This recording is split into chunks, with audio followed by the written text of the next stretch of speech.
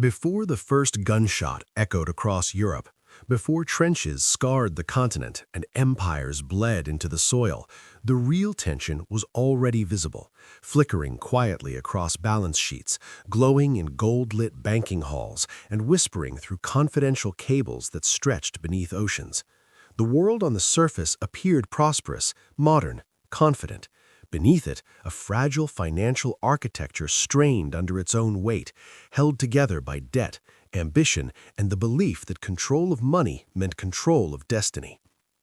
At the center of this system stood banks that did not resemble institutions of risk, but monuments of certainty. In London, the heart of global finance beat inside stone buildings that smelled of ink, leather, and authority. Clerks moved silently between desks, their hands stained with numbers rather than labor. Vault doors rested behind layers of steel and secrecy, holding gold bars stacked like silent witnesses to power. These were not just repositories of wealth, they were command centers. Governments came here not as masters, but as borrowers. Empires required constant funding, railways to bind territories together, fleets to guard trade routes, factories to fuel industrial growth. Taxes alone were never enough. Credit filled the gap, and with credit came influence. Each loan carried conditions, timelines, expectations. On paper, they were neutral transactions. In reality, they shaped foreign policy, military readiness, and national survival. Across Europe, similar scenes unfolded. In Paris, chandeliers cast warm yellow light over polished tables, where financiers reviewed investments stretching deep into Eastern Europe.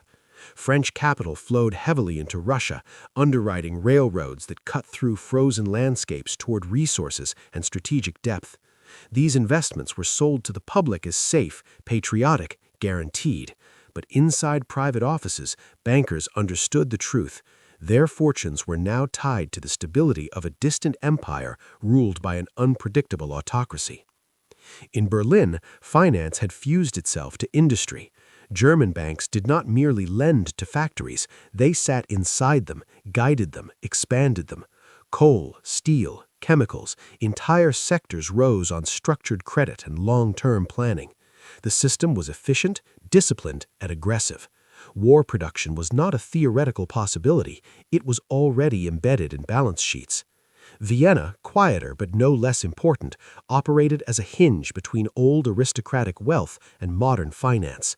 Loans here were wrapped in tradition, backed by titles and land, yet increasingly dependent on external capital. The Austro-Hungarian Empire looked stable from afar, but its finances told a different story, fractured, overstretched, vulnerable to shock. All of these centers were connected. Undersea cables carried messages faster than ships ever could. Exchange rates fluctuated in near real time. A crisis in the Balkans could ripple through markets in minutes. And crises were frequent.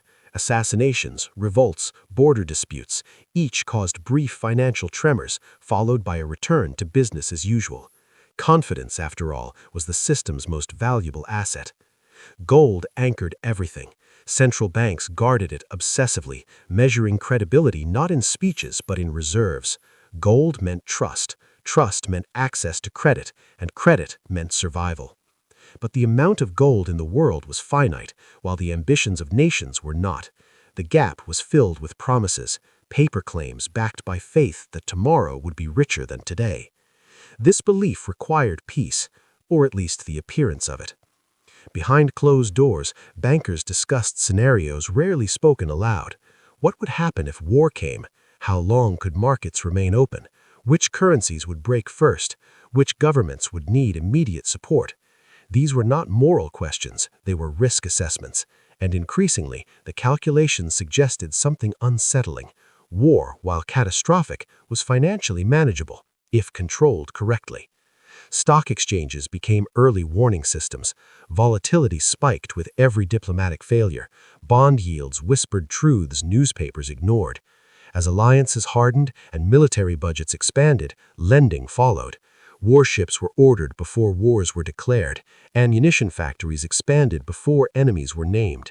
Each expansion required financing, and financing required belief that the future, whatever it held, would justify the debt. By the summer of 1914, Europe was armed not only with weapons, but with obligations. Governments owed banks, banks owed depositors. Depositors trusted the system because they believed it could not fail. Yet the system was now so interconnected that failure anywhere threatened collapse everywhere. When the assassination in Sarajevo occurred, the reaction inside financial institutions was immediate and restrained. There was no panic, only calculation. Phones rang behind frosted glass doors. Senior partners gathered under dim lamps, maps spread across tables alongside financial statements. Mobilization was discussed not in terms of troops, but liquidity. Could markets absorb the shock? Could gold be moved quickly? Could confidence be maintained long enough to prepare? The answers were uncertain, and uncertainty was dangerous. Within days, banks began quietly adjusting positions. Credit tightened in some areas, loosened in others. Gold shipments were prepared. Emergency legislation was drafted in coordination with governments, ready to be enacted if markets seized. This was not reaction, it was anticipation. War, once unthinkable, was now modeled. As diplomatic efforts collapsed, stock exchanges closed one by one. Heavy iron gates slammed shut in Vienna, Berlin, Paris, London. The public was told it was temporary, a precaution. In reality, it was a financial lockdown designed to prevent panic and preserve capital. Markets could not be allowed to speak freely at such a moment. Their message would have been too honest. When the assassination in Sarajevo occurred, the intensity in financial institutions was immediate and restrained. There was no panic, only calculation. Phones rang behind frosted glass doors. Senior partners gathered under dim lamps, maps spread across tables alongside financial statements. Mobilization was discussed not in terms of troops, but liquidity. Could markets absorb the shock? Could gold be moved quickly? Could confidence be maintained long enough to prepare?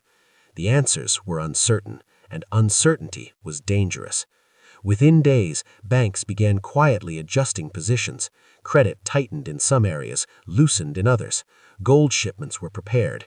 Emergency legislation was drafted in coordination with governments, ready to be enacted if markets seized.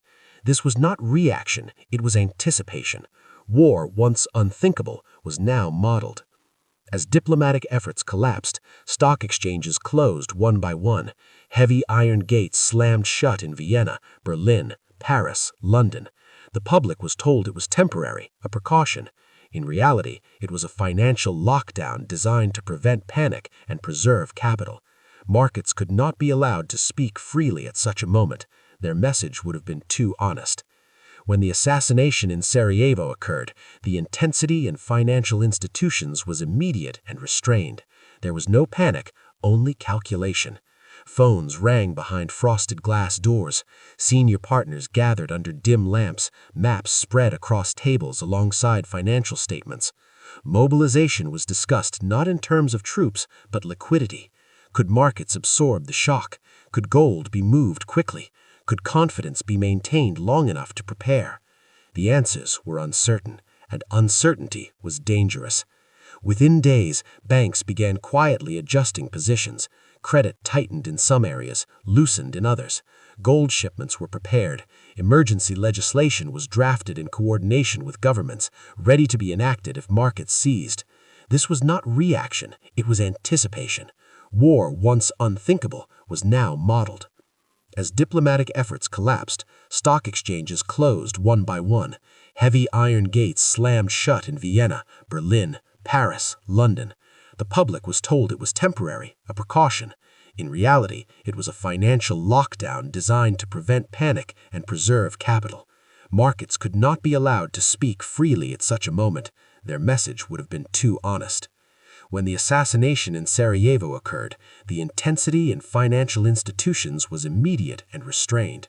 There was no panic, only calculation. Phones rang behind frosted glass doors. Senior partners gathered under dim lamps, maps spread across tables alongside financial statements. Mobilization was discussed not in terms of troops, but liquidity. Could markets absorb the shock? Could gold be moved quickly? Could confidence be maintained long enough to prepare? The answers were uncertain, and uncertainty was dangerous. Within days, banks began quietly adjusting positions. Credit tightened in some areas, loosened in others. Gold shipments were prepared. Emergency legislation was drafted in coordination with governments, ready to be enacted if markets seized. This was not reaction, it was anticipation. War, once unthinkable, was now modeled. As diplomatic efforts collapsed, stock exchanges closed one by one. Heavy iron gates slammed shut in Vienna, Berlin, Paris, London. The public was told it was temporary, a precaution. In reality, it was a financial lockdown designed to prevent panic and preserve capital. Markets could not be allowed to speak freely at such a moment. Their message would have been too honest. When the assassination in Sarajevo occurred, the intensity in financial institutions was immediate and restrained. There was no panic, only calculation. Phones rang behind frosted glass doors. Senior partners gathered. As the war spread across Europe, the illusion that it would be short dissolved almost immediately.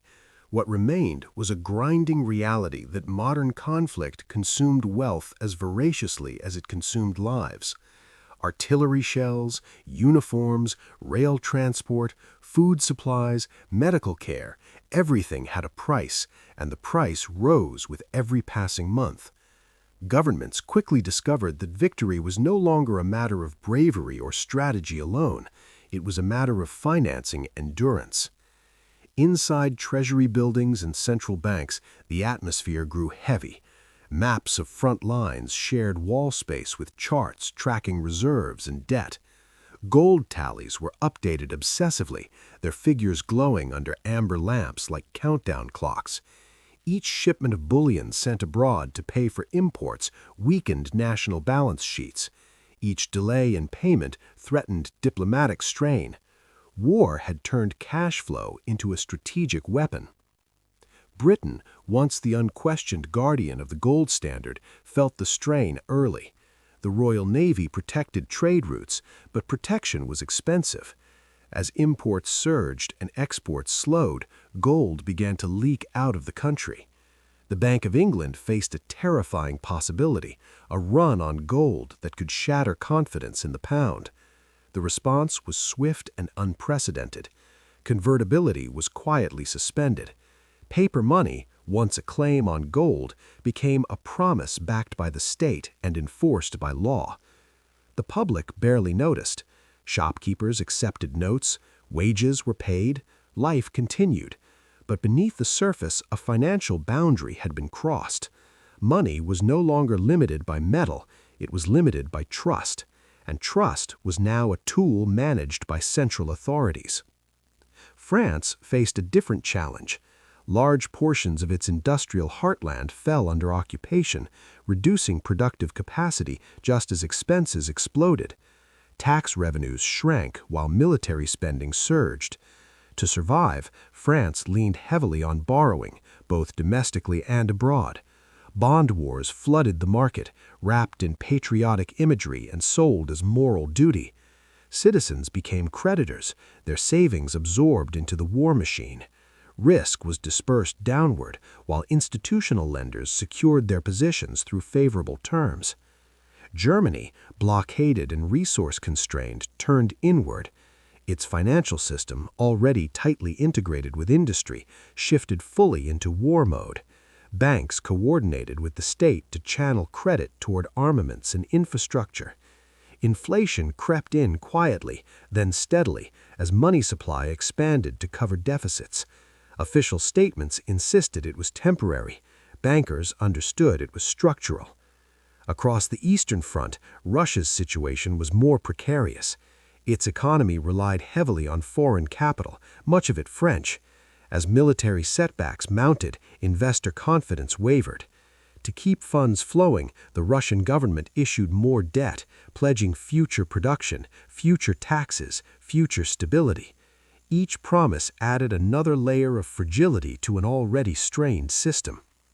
In neutral financial centers, observers watched with sharpened attention.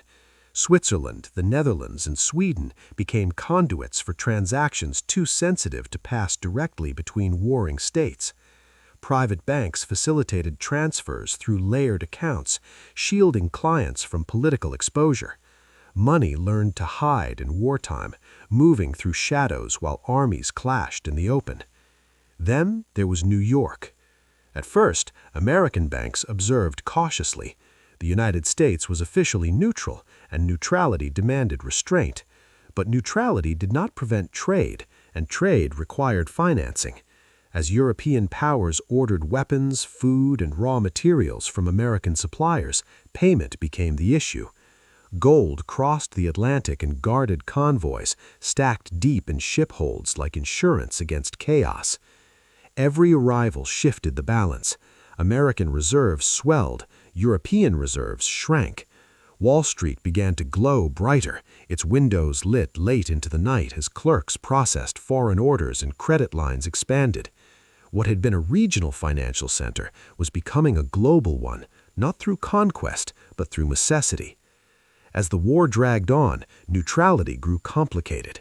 American banks extended loans to allied governments, carefully structured and highly profitable. Officially, these were commercial transactions. In reality, they created dependency. Allied victory became essential not just to European survival, but to American financial stability. Default was unthinkable. By 1916, the scale of indebtedness was staggering.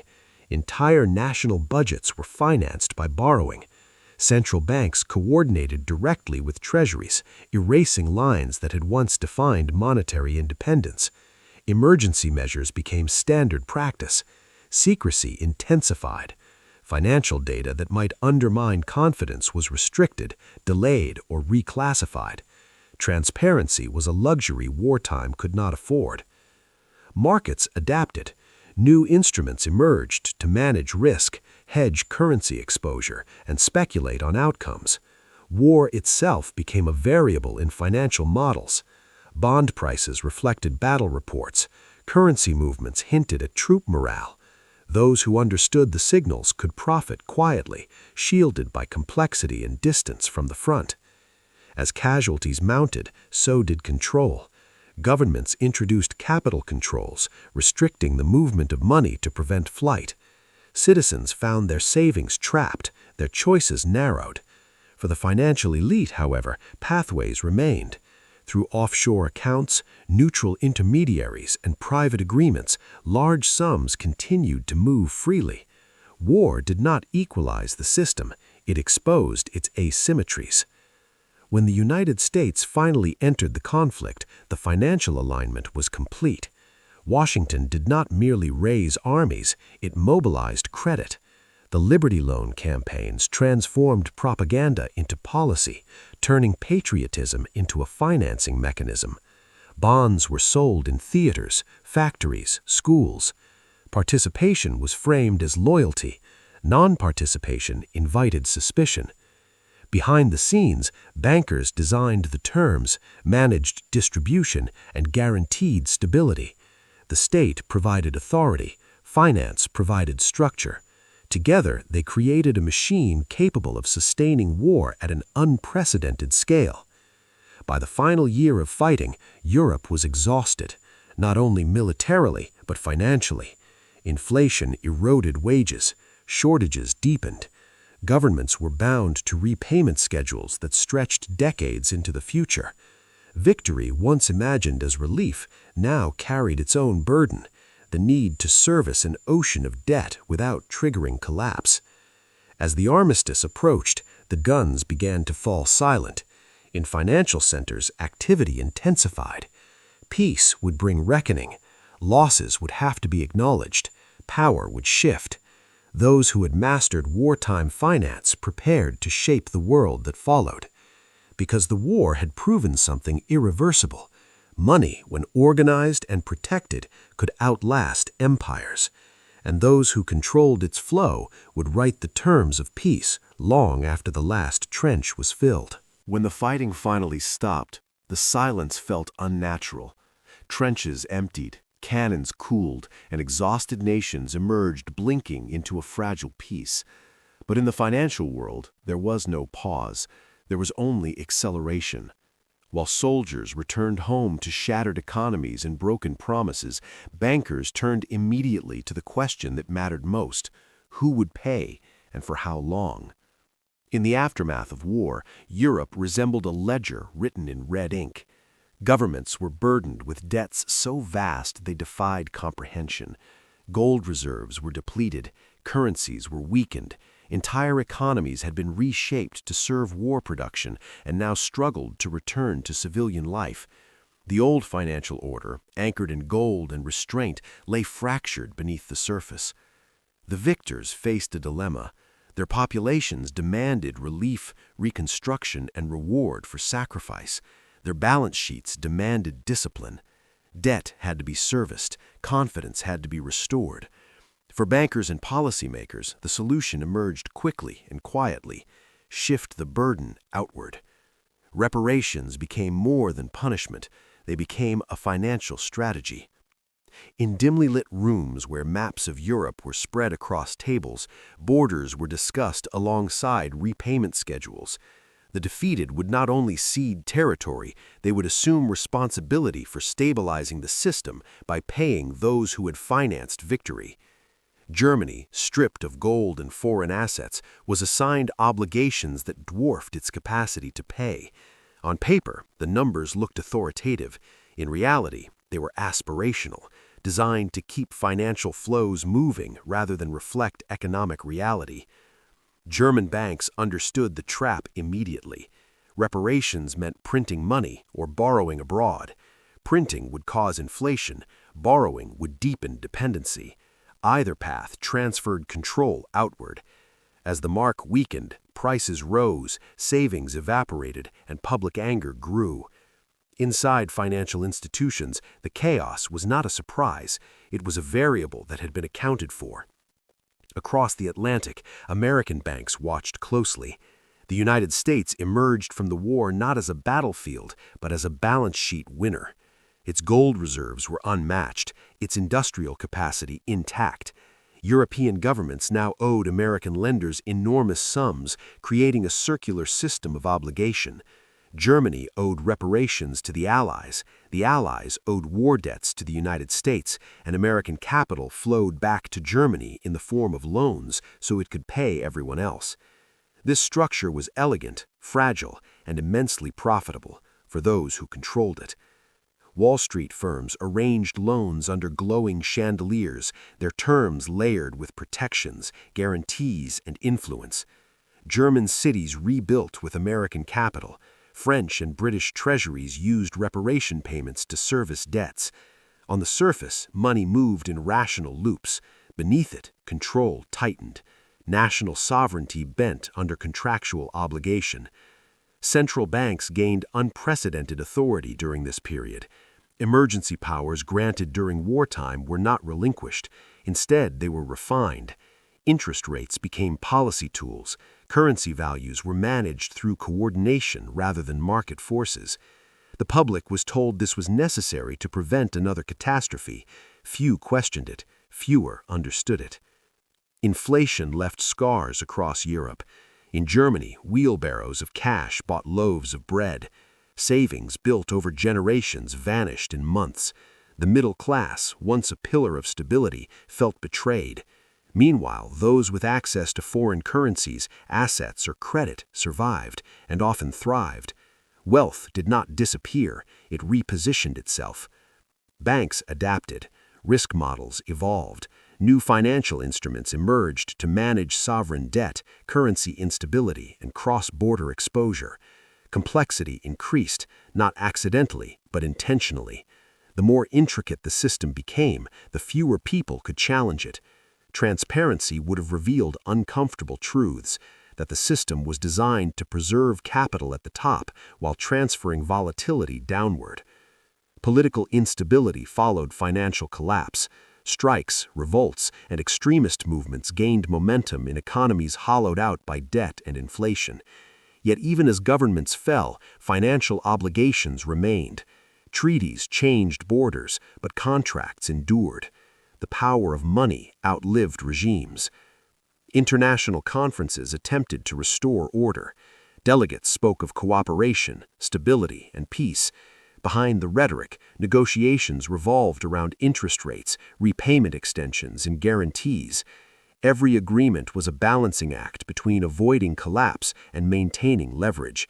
Debt forgiveness was discussed, then postponed. Delay was safer than resolution. New institutions were proposed to manage this delicate equilibrium. Organizations designed to oversee international finance, coordinate central banks, and monitor economic behavior. They were presented as neutral guardians of stability.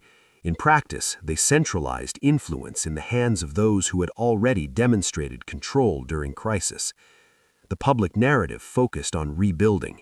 Skyscrapers rose, factories reopened, markets surged. For a brief moment, it appeared the system had worked. Credit expanded again, speculation returned, optimism filled trading floors washed in electric light. The lessons of the war were already being absorbed into a new normal. But beneath the surface, the same forces were at work. Debt levels climbed, leverage increased. Financial elites, having learned how to survive total war, refined their methods. Risk was no longer something to be avoided, it was something to be structured, insured, and sold. The bankers who had financed the war now financed peace and profit. Their influence extended into governments, advisory boards, and international committees. Policy followed capital. Democracy struggled to keep pace with systems it could not see. The war had ended, but its financial architecture remained, and embedded within that architecture was a quiet truth. Future crises were not only possible, they were inevitable. The mechanisms built to survive one catastrophe would in time create another. As markets soared and memories of trenches faded, the warning signs were visible only to those who knew where to look, hidden in balance sheets, encoded in interest rates, and whispered in confidential correspondence that once again traveled beneath oceans, carrying the weight of the next reckoning. As the post-war financial order settled into place, its fragility was masked by motion. Money was moving again, and movement created the illusion of health. Trains carried goods instead of soldiers. Stock tickers flickered with optimism. Newspapers spoke of recovery, of a return to normalcy. But in the deeper layers of finance, normal no longer existed. What had replaced it was something tighter, more centralized, and far more dependent on confidence than anyone was willing to admit. Banks that survived the war emerged larger and more influential. Many smaller institutions had failed quietly during the chaos, absorbed or erased without ceremony. What remained were powerful entities with close ties to governments and international lenders. Their executives moved easily between boardrooms and policy circles, speaking a language of numbers that translated directly into political consequence. Influence no longer needed uniforms or flags, it needed access. The reconstruction of Europe became a financial project first and a social project second. Cities were rebuilt with borrowed money, infrastructure rose on credit, even hope was financed. Loans came with conditions, fiscal discipline, monetary reforms, austerity measures that reshaped domestic policy from the outside in. National choices narrowed, constrained by repayment schedules and market expectations. Currencies became symbols of trust rather than reflections of productivity. Central banks intervened to stabilize exchange rates, often coordinating behind closed doors to prevent panic. Gold, once the anchor of money, became a backdrop, still revered, but increasingly sidelined. Paper promises ruled, and the institutions issuing them demanded belief. In Germany, the trauma of hyperinflation left a lasting imprint. The destruction of savings was not just an economic event, it was psychological. Trust in institutions evaporated. Anger searched for targets. Yet even as the public suffered, financial mechanisms adjusted. Debts denominated in foreign currency or indexed to stable benchmarks preserved elite wealth. The system learned how to shed risk onto those least equipped to bear it. Across the Atlantic, American finance reached new heights. Wall Street firms expanded aggressively, their reach extending into Europe, Latin America, and beyond. Capital flowed outward, seeking returns, influence, and strategic positioning. The United States had not merely funded a war, it had inherited a system. Inside marble-clad offices, bankers refined the lessons learned between 1914 and 1918. They had seen how quickly rules could be suspended, how laws could bend under pressure, how public fear could be converted into financial consent. War bonds had proven that mass participation could be engineered. Inflation had shown how debts could be reduced silently. Emergency powers had demonstrated how authority could concentrate without resistance. These insights did not fade with peace. By the time the world realized the peace was unstable, the mechanisms that guaranteed its collapse were already locked in place. The financial system born out of the First World War did not seek balance, it sought continuity. Its priority was not stability for nations, but survivability for capital. And survivability demanded control. Throughout the late 1920s, confidence became the currency that mattered most. Markets rose not because fundamentals were strong, but because belief was sustained. Credit expanded effortlessly. Banks lent against optimism, against projections, against the assumption that tomorrow would always be larger than today. The same logic that had financed total war now fueled speculative excess. Behind polished glass and glowing dashboards, leverage quietly multiplied. Assets were layered upon assets, debts stacked on debts. The architecture was elegant, mathematical, and dangerously fragile. Yet the memory of war had taught financiers something crucial. When systems fail, the response is not collapse, it is intervention. When the crash finally came, it did not arrive as a surprise to everyone. Warnings had flickered in obscure reports and cautious correspondence, but public acknowledgement would have shattered confidence too soon. Better to delay, better to manage, better to prepare. The collapse exposed what war had hidden, that the global financial system was no longer governed by markets alone, but by institutions empowered to decide who would be saved and who would be sacrificed. Central banks intervened, governments borrowed again, emergency measures returned, justified by necessity, just as they had been in 1914. For ordinary people, the result felt like betrayal repeated. Savings vanished, jobs disappeared, poverty spread across nations that had already paid in blood a decade earlier. For financial elites, the crisis was devastating, but survivable. Those closest to power adapted, assets were consolidated, influence deepened, control tightened. What followed was not a rejection of the wartime financial model, but its expansion. New global institutions emerged, designed to prevent chaos, but structured to enforce discipline. Monetary policy became a tool of governance. Lending came with conditions that shaped domestic politics from afar. Sovereignty became conditional, negotiated through balance sheets rather than battlefields. The world was told these systems existed to ensure peace, and in a narrow sense they did. Another world war did not erupt immediately. But the cost of that peace was structural inequality, permanent debt, and a quiet transfer of authority away from publics and toward financial networks that operated beyond borders and beyond accountability. The bankers who had shaped the First World War did not vanish into history. Their legacy persisted in doctrines, institutions, and unspoken rules. The idea that crises could be managed through money creation, that inflation could be used strategically, that debt could discipline nations more effectively than armies. These were lessons learned not in textbooks, but in survival.